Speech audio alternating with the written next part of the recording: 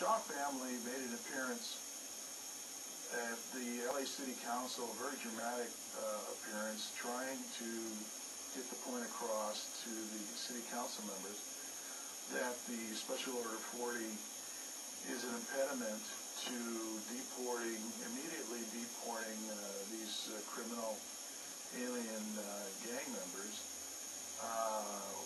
which, if that had been done, there's a very good chance that Jamiels would have graduated high school and gone on to play football with Stanford University, because he had a very bright prospects in that area. So if anybody watches City Channel 35, the city council meetings, you were able to see this really sad spectacle of the family coming up and petitioning the city council. And the city council, well, they gave him a certain amount of respect. There was no notion that the city council was going to move forward in getting rid of Special Order 40. And I guess we have an incoming call. Hello, welcome to California Kaleidoscope. Hello. Hi, how are you doing tonight? Can you hear me? Who am I talking to? Hello? I can hear you. Can you hear me? Well, there was somebody there saying hello, and it seems as though we have phone difficulty. Are you still there? Hello, this is Samantha. I'm just calling to find out if you were aware of the actions of the City Council. Just yesterday, they adopted a resolution urging the federal government to provide better health care for illegal immigrants in custody. And about a week ago, they adopted another resolution urging the California legislature to provide financial aid to illegal aliens. This seems pretty strange in lieu of the fact that Jamiels won't be getting any financial aid, and he certainly won't be getting any medical care. You know, I'm glad you brought that up, because I did see that.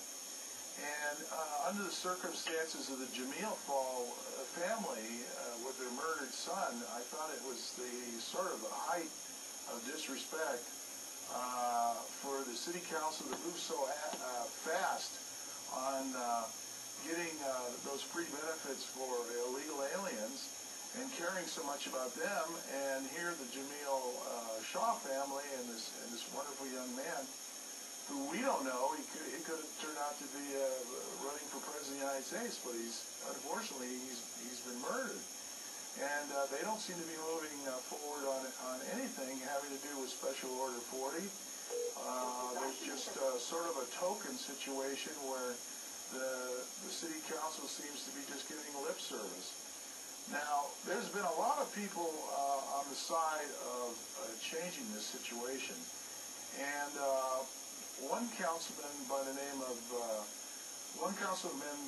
Dennis Zine, who represented the district in Canoga Park, and he's an ex-LAPD motor officer, proposed as a councilman to the city council that a change to Special Order 40 be initiated that would eliminate this loophole to where the LAPD cannot investigate or inquire about an arrestee's immigration status, or they are not allowed to help or facilitate a Los Angeles criminal, you might say, getting deported by the federal authorities' advice.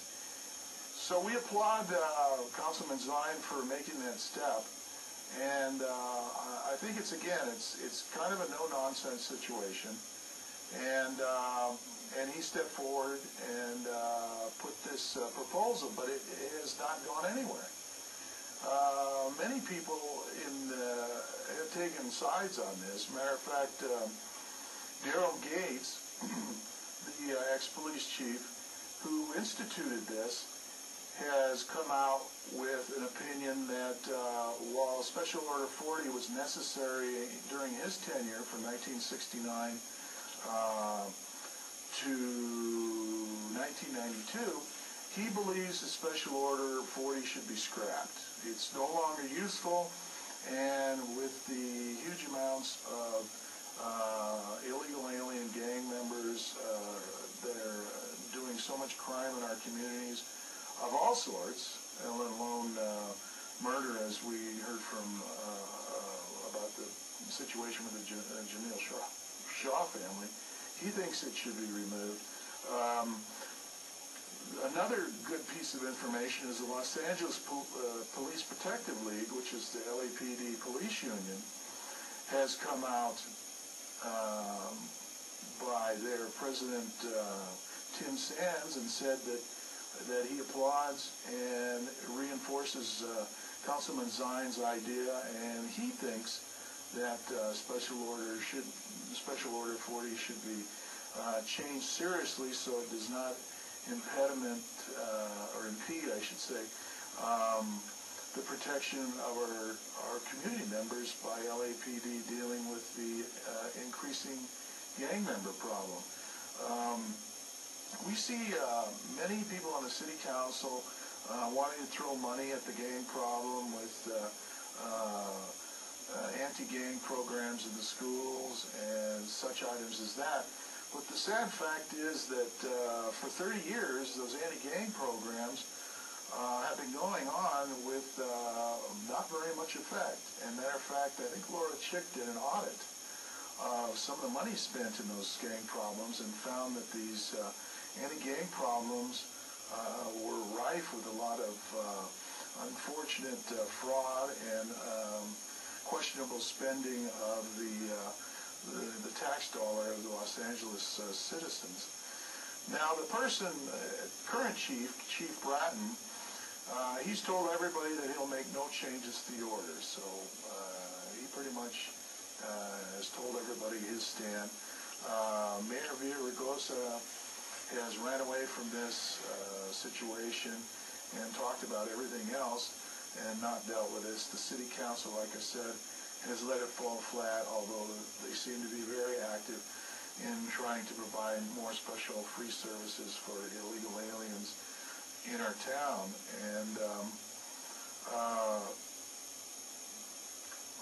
the gentleman who brought Jamiels Law is a gentleman who's going to be running for Mr. Villaraigosa's seat, mayoral candidate Walter Moore. And he was instrumental, along with many of his supporters, to get the initiative written and moving towards a ballot vote in March of 2009. So he's very instrumental in this. Now, another sad fact of these illegal alien gang members is they've killed police officers. About 4 months ago, there was a big shootout in Winnetka, and Winnetka out here in the Canoga Park, Woodland Hills area, and the LAPD SWAT team had their first officer, Randall Simmons, killed by a gentleman by the name of Edwin Rivera, who was a 20-year-old illegal gang member who was holed up in the house, and SWAT was sent in to rectify the problem. And to complicate matters even more, another LAPD SWAT officer, James Venstra, was severely wounded when they were trying to save the people in the house from this Mr. Edwin Rivera. So here we have, two decorated SWAT officers that one was killed, so he has next of kin, and the other one severely wounded, who's now is going to be no longer working in his capacity as SWAT. He may have to take a medical retirement. And these are all very sad situations, again, instigated by people who were in the country illegally to begin with, and then are doing really terrible crimes in our communities.